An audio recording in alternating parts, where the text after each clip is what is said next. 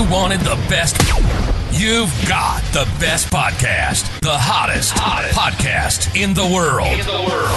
The Chris Voss Show, the preeminent podcast with guests so smart you may experience serious brain bleed. The CEOs, authors, thought leaders, visionaries, and motivators. Get ready. Strap yourself in. Keep your hands, arms, and legs inside the vehicle at all times, because you're about to go on a monster education roller coaster with your brain. Now, here's your host, Chris Voss. Hello, this is Voss here from the ChrisVossShow.com. Ladies and gentlemen, the earliest things that makes official. Welcome to 16 years, 24 episodes of the Chris Voss Show. We've just been bringing you the most smartest people, the most brilliant minds. Of course, I'm just the idiot with the mic. The smart people are the guests.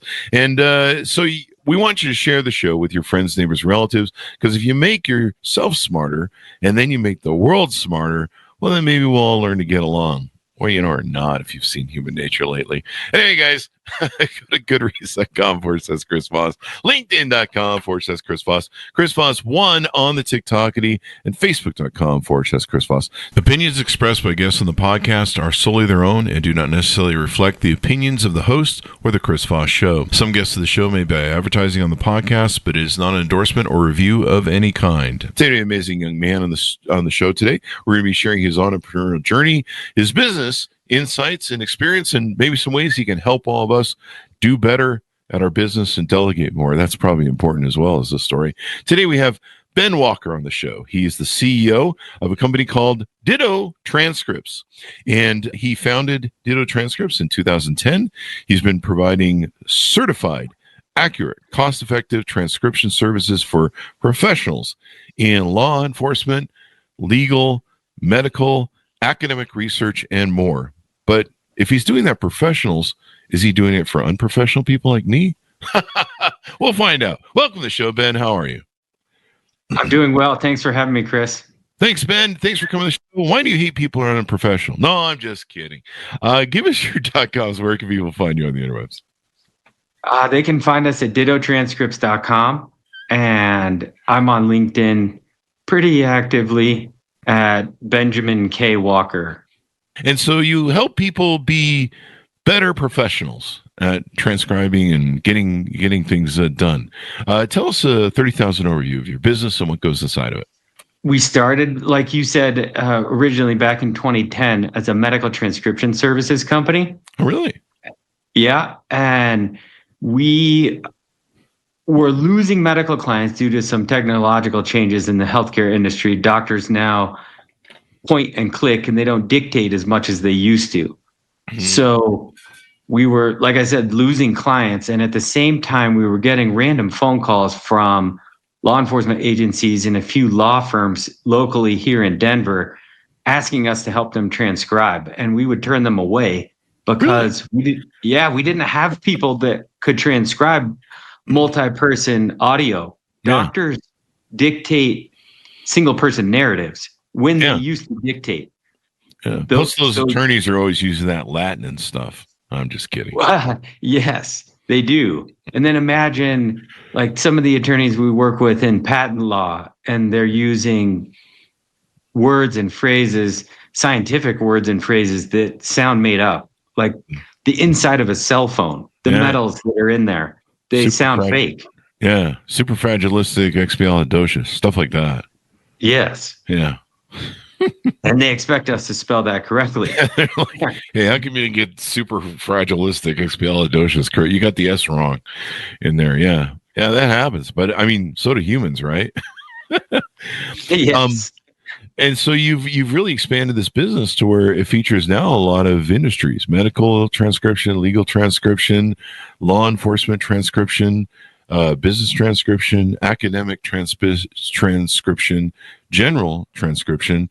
But have you been able to describe anything Ozzy Osbourne says when he speaks?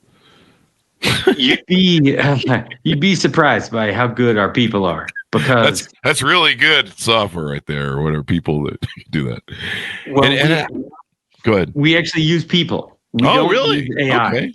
All right. Yes. Well, that probably works better because we use an AI system to do the show notes, And man, if you have a irregular name that isn't Bob Smith, man, that thing will muck up the name like in some of the other data like crazy. It's still not as good as humans. And the clientele that we work with, they require 99% or more accuracy because the data they're pulling from these transcripts is extremely valuable, either in the law enforcement, the legal, and think, like you said, academic research. They can't have bad data because then their research is bad and their conclusions are bad, and then they'll get in trouble. So that's why they come to us, because they know the transcripts will be perfect. There's an importance to accuracy. So how did you launch this business? What got you into this? And was this your first company you started? Yeah, it's a little bit of both. So the medical transcription business, I went into with 3 business partners.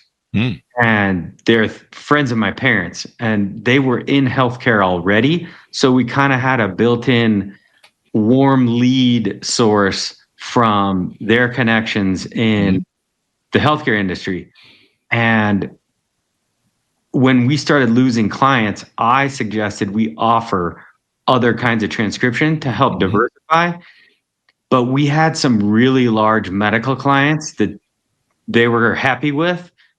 And I wasn't really happy kind of sitting on that and not doing anything else. Yeah. So I broke off and started what would be considered like a sister company and started offering legal, law enforcement, academic, and off I went.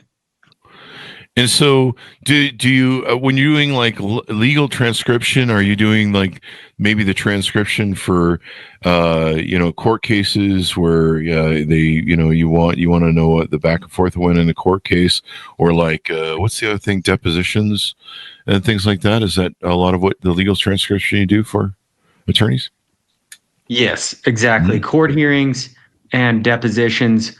Once in a while, they'll send us law enforcement related interviews if it's defense oriented trial of some kind.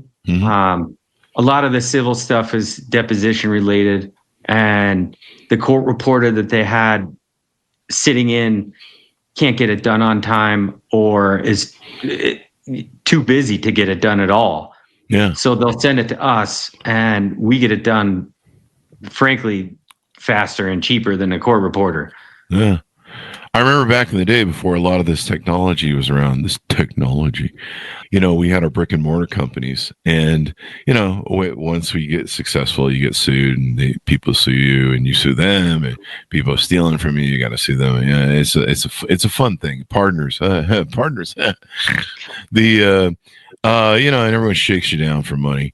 And I remember, we did a court case with we were doing a court case, and my attorney, we'd seen the whole initial pretrial up to the injunctive process where the judge does the injunction, and the judge had done the injunction on 2 employees we'd hired that had non-compete agreements, and we didn't know they had non-compete agreements. But we got the injunction, but he wanted to go back and watch all the videos and charge me basically another $10,000 to watch what he watched the first time. I'm like, no, you're not.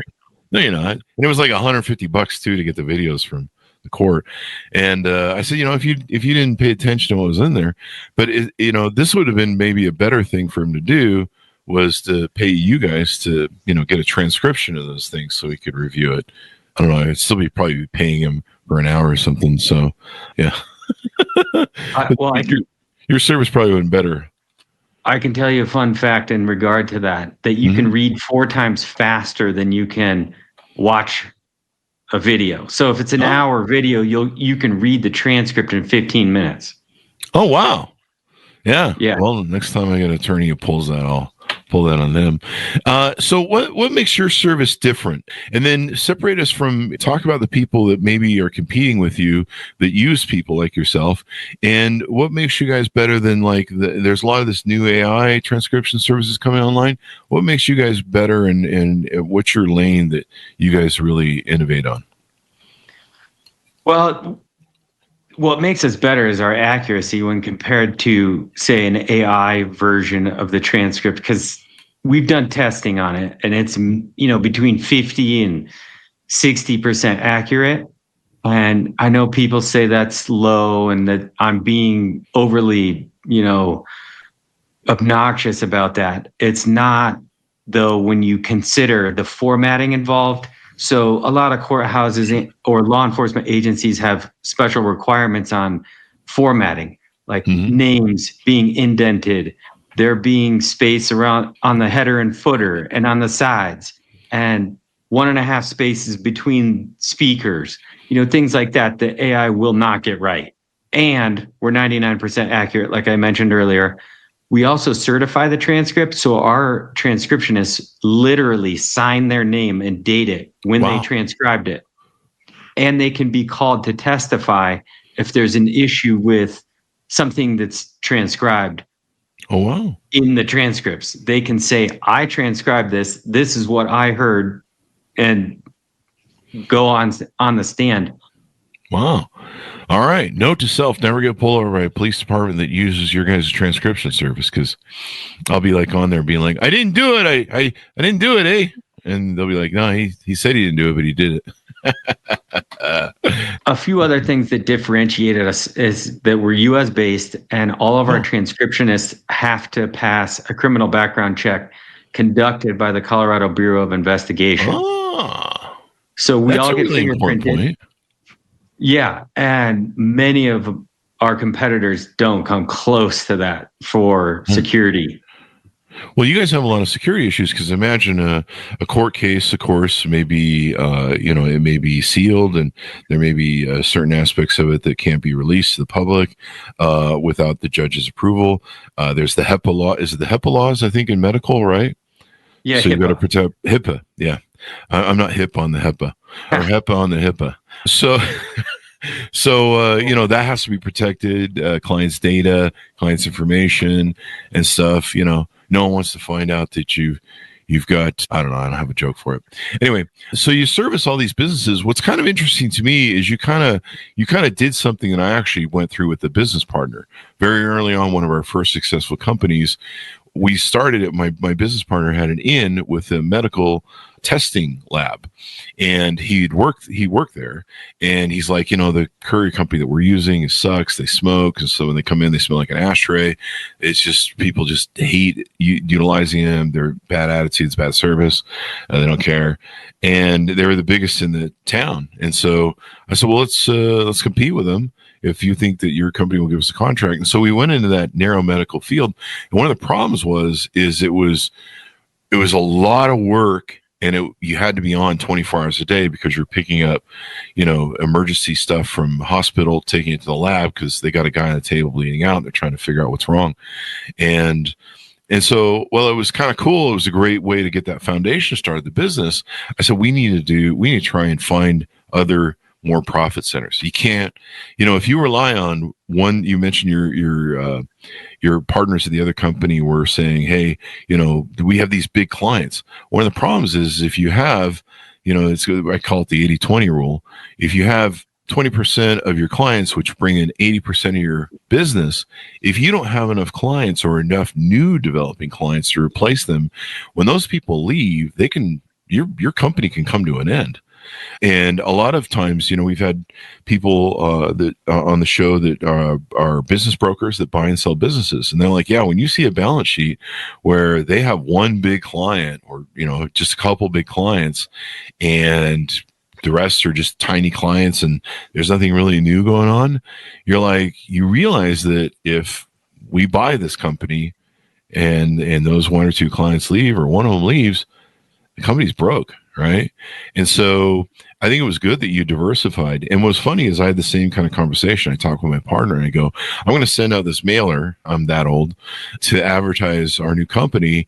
And I'm going to hit 5 different targets of what we know in the courier business are the industries that we target. And he goes, this will never work. It's not going to be whatever. Well, sure enough, we discovered that mortgage companies would pay a premium. We didn't have to work 24 hours a day and be on a 1-hour call, and we could work like a normal sort of shift process. And it was far far more profitable. And so you did a really smart thing there, diversifying to other industries, making sure that you've got plenty of exposure to a lot of different segments. So very smart move on your part. And it looks like it has been since you've been running it since 2010. That's 14 years. Good job. Thank you. And, like we talked about earlier before the show actually started, I don't have a resume. So I didn't have a lot of options. It was either find new clients in different industries or make a resume and go get a job and work for somebody else. Now, how old were you when you started all this then? Were you fairly young? Was this your first company you started? Ditto Transcripts is the first company I started by myself in my early 30s. Wow, good for you. Yeah, I come from an entrepreneurial family. My parents have started probably 25 companies. Really? So it was kind of normal. That was normal conversation. And yeah, that's who we were around when we were kids, were other business owners. Mm-hmm. So you picked up the DNA, and that really helps. I wish more parents would give that optionality to children. And I didn't even know what an entrepreneur was when I started my first company. I was like, no one talked about it back then. No one was like, be an entrepreneur. Right? No one was saying that to you. And even my parents were like, go get a job, shut up, get out of the house. You're 18. And, so having that sort of blueprint experience that you had where you kind of grow up in that world, my hardest part was when I started my companies is no one understood me. No one understood what I was trying to do, and you're doing a business over there. What the hell kind of thing you got going on over there? And why don't you just work for the man? And, it was hard, and it was hard to find people. I mean, back then it was different in the brick and mortar world. It was hard to find people that you could have. In fact, back then, what you had to do is if you wanted business advice, you had to hire like some super expensive attorney, and, by then you try and figure out how to pay him. And that was it. But now, everyone talks about entrepreneurism. You got all these people you can get advice from. You watch videos on YouTube. It's kind of great. But no, it's great you had that blueprint, because I think that really shapes people and gets them into being more entrepreneurs. And I wish more parents would do that. Well, I agree with you. I can't say my parents did it on purpose, though. Oh, okay. It was just part of dinner conversation, right? Really? What new business was being started, how one of the businesses was doing. Oh, this one's being sold. This one didn't work out. My business partner in this other one is not who we thought they were, so we're going to sell it to them and we're going to go off on our own. All those things we got to see, firsthand, but it wasn't like, okay, guys, we're going to teach you something here. It was just, we sat there and listened. Yeah. And you just pick up on it. It's the same blueprint most people get for relationships from childhood and how to behave as human beings. They just experience the blueprint. They watch their parents, get along or fight. Sometimes they don't have a parent. That's part of the blueprint. And so I think it's great that you were exposed to that, because what you saw was like when I had ups and downs as a business person, there was no one I could turn to. Like no one else had experience around me. I had no family support that could be like, here's what you do, Chris. And you being able to see the ups and downs, the internalization of what goes on in the mindset of being an entrepreneur, that's just gold. I think that might be something that really, I think, would contribute to your success when you say as an entrepreneur. Oh, 100%. Mm-hmm. I mean, when they're going through resumes literally while we're eating dinner for the first employee of a new company, and they're talking about, should we hire Chris or Ben? And Chris has done this and Ben has done this, but Chris went to college here and Ben didn't finish college. Like they give those types of conversations are happening right in front of us. Yeah. And, I'm 12, 13, 14 years old saying, well, I think you should hire Ben. Or I think you should hire Chris. And they're looking at us like we're not talking to you. We're talking to each other, and, their business partners, I remember they had issues with a couple of their early business partners. And then later on at other companies, they intentionally went after different kinds of business partners that filled the void that they couldn't do. Yeah. As opposed to having, similar people. They would then go get the CFO guy, and they would go get a CEO guy, and they would go get the attorney, and they were all separate, and they didn't cross over each other. You know what I mean? Whereas before they had too many cooks in the kitchen, and it got messy. Yeah. And you just watched and learned and listened, soaked it all up, and probably a lot of lessons maybe they really didn't connect for you until you got into business. You're like, wait, I know some of the stories behind this, right?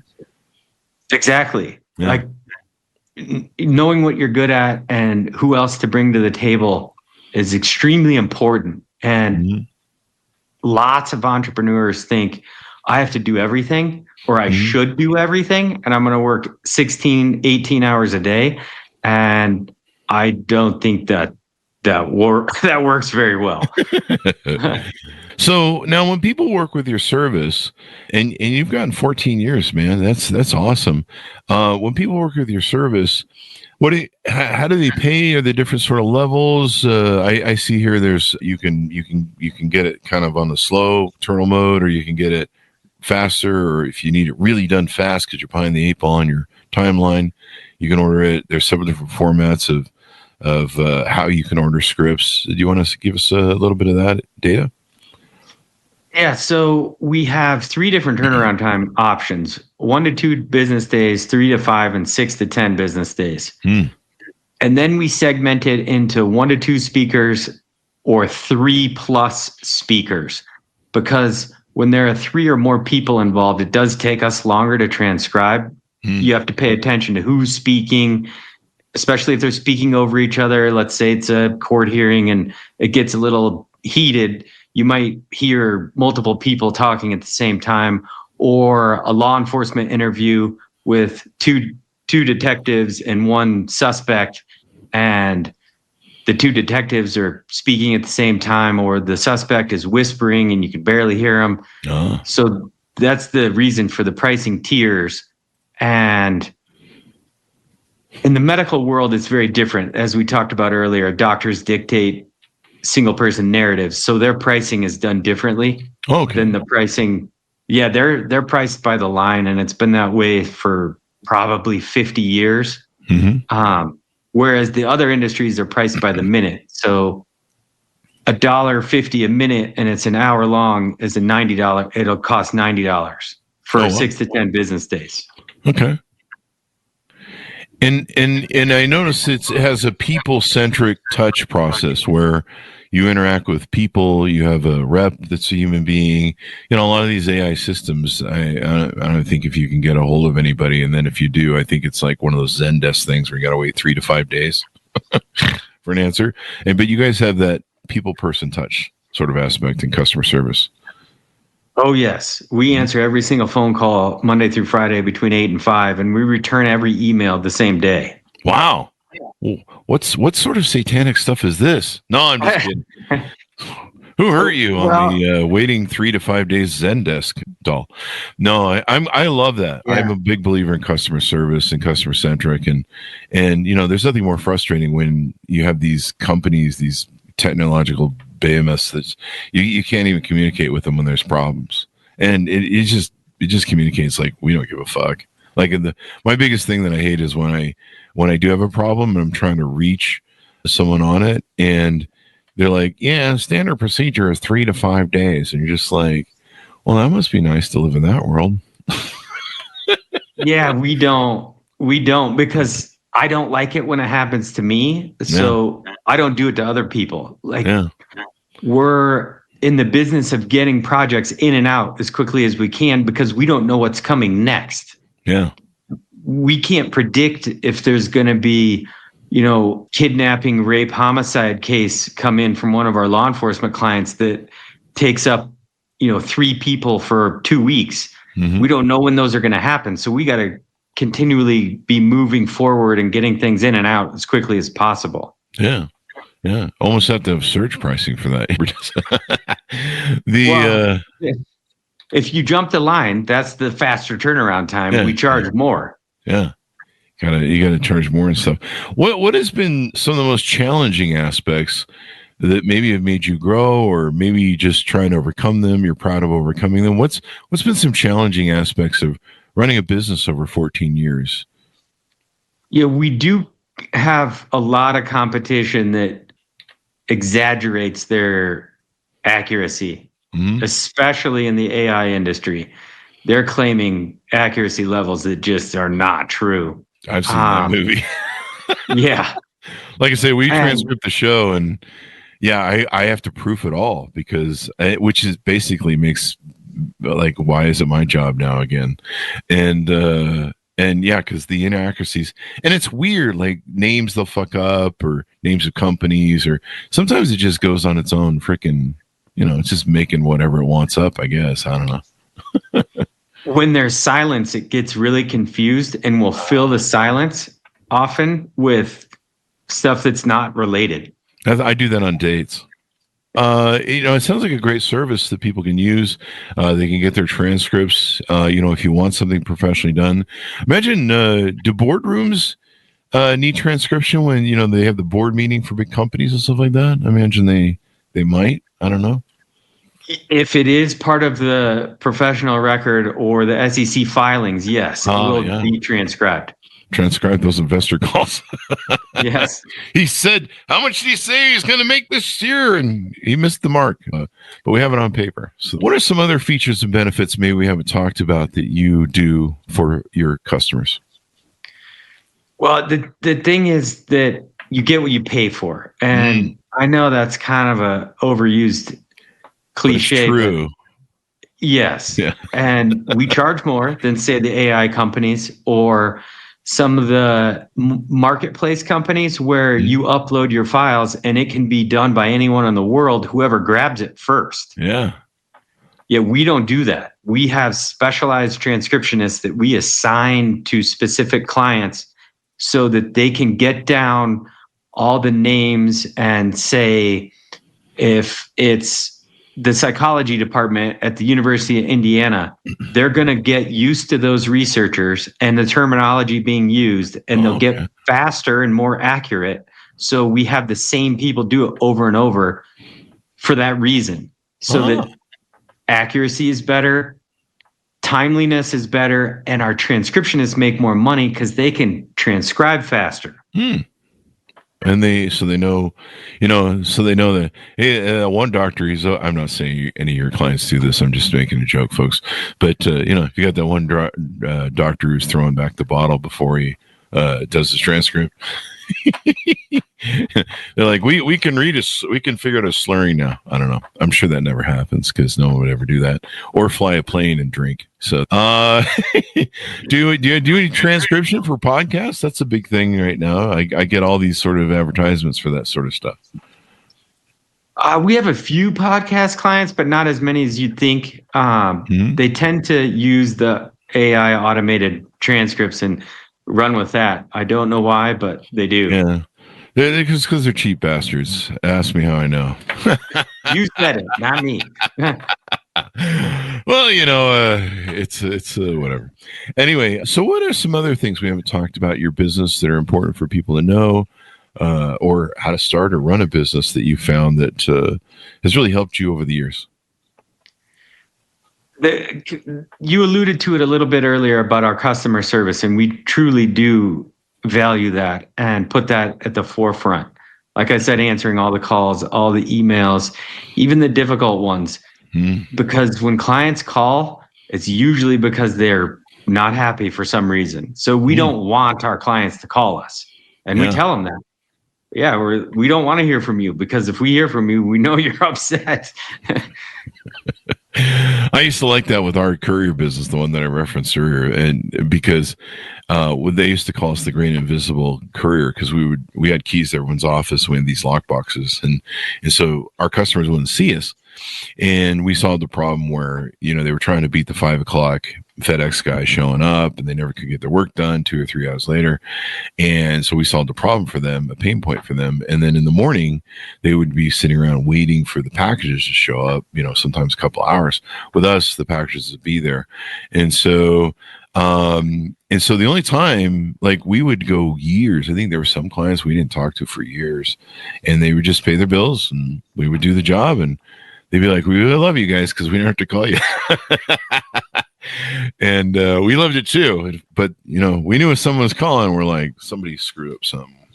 We're going to have to get through this call. But the faster you can deal with it, the faster you can communicate to your client that you care about their problems and that you're going to fix them. The more, and especially the more they trust you in that regard, the more better relationship you have with them. Because we know Ditto, we know Ben, we can, he'll fix our problems. He fixed the last one we had quickly. It's all good. We don't have to go amped up about it and go full Karen. Because I've been full Karen a few times with people's customer service lines. You only have to do it once, like you said, and then that comfort level changes dramatically. So if you do make a mistake again in the future, say a year and a half later, they're not nearly as upset and they're more understanding. Yeah. Even though it's our fault. Yeah. Like, we truly made a mistake. They don't, like, we'll say, okay, Chris, we're sorry. We turned it in a day late. We're not going to make you pay for it. And they'll say, no. We want to pay for it. And I'm like, well, it was late. And they say, that's okay. We still got it. Wow. Yeah, that's the best way to have it. And, we had clients tell us the same thing. We'd screw something up and they'd be like, you know what? You guys haven't screwed anything up for like 2 years. Everybody else is screwing up everything every other day. It's cool. But just, it's amazing how much just getting on top of stuff right away and, building that trust, letting the customer know that you give a shit. All I ever hear when I call, like, we'll kick on around cable companies. All I ever hear when I call cable companies is, they're like, we care about your call. Your call wait time is 2 hours. And they'll keep repeating that. We care. And you're just like, go fuck yourself. You're a multi-billion-dollar company that's sending billions to investors on Wall Street. You can afford to hire 5 more people, dude, or 20 or 100.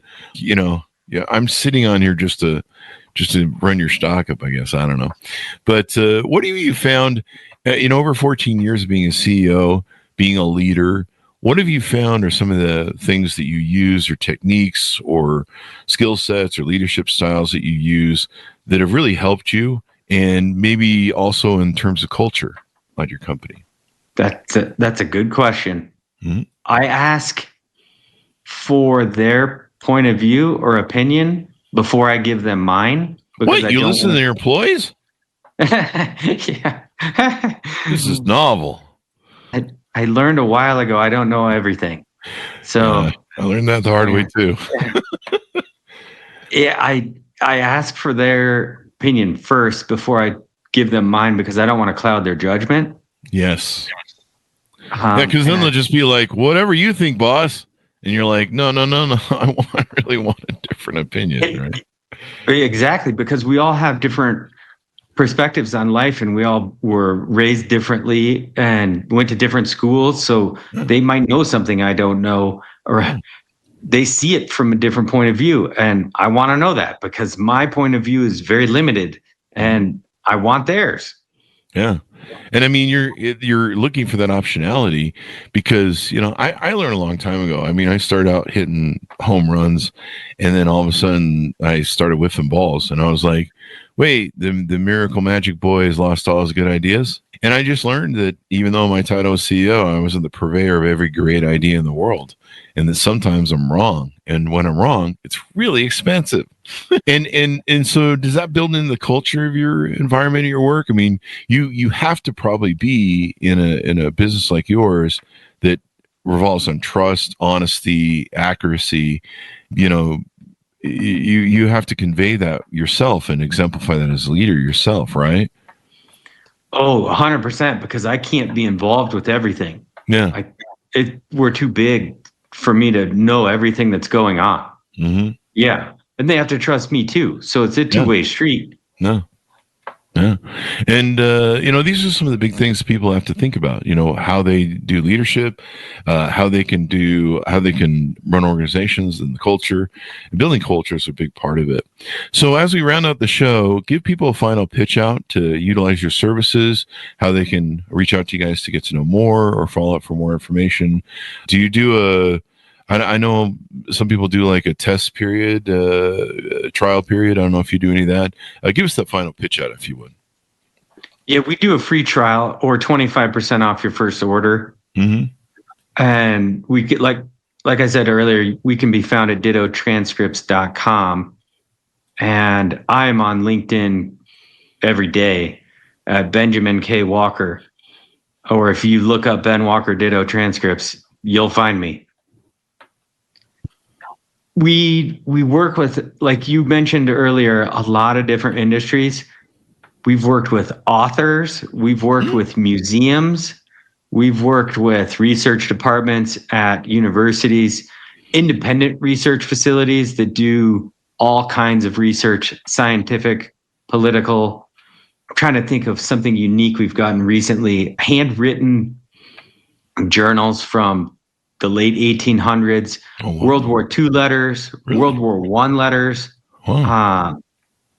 Man, you name it, we've done it. And some of it is highly confidential. Mm-hmm. Others are from museum collections at the Smithsonian or like the Leo Baeck Institute, New York. Wow. That is great, man. That is great. And, did you ever think when you started this company, 15-ish years ago, did you ever think that you'd be here doing this stuff still and that it would be as expansive as it become? No, I thought I'd be long gone. It's interesting too. People are willing to pay a premium still for human interaction and experience and for humans to do things. And I think that will probably, I don't know, it's probably always be the case. I mean, AI can't paint my walls. Someone who's good at it and has a cool character when they come over and hang out and paint your walls, that can't be done by an AI. Not yet. There's still time, I guess. But yeah, I mean, there's always going to be that chance for error. It happens to me all the time. There's something I'll miss in a transcription and then the client calls and they're like, "Hey, can you fix my name?" And I'm like, "Oh man, I thought we did that. It fooled me." And they're like, "Yeah, down buried in all the stuff." And for me, the show notes aren't that long, but for transcription, medical, attorneys, all those sort of things. I mean, there's a lot of data there, and like you said, the formatting too of like legalese and stuff. So very good, interesting stuff. Thank you for coming to the show. We really appreciate it, man. You're welcome, Chris, and thanks for having me. Thank you. And thanks to us for tuning in. Go to goodreads.com/Chris Voss, LinkedIn.com/Chris Voss, Facebook.com/Chris Voss, Chris Voss 1 on the TikTokity, and all those crazy places on the internet. Be good to each other. Stay safe. We'll see you next time. And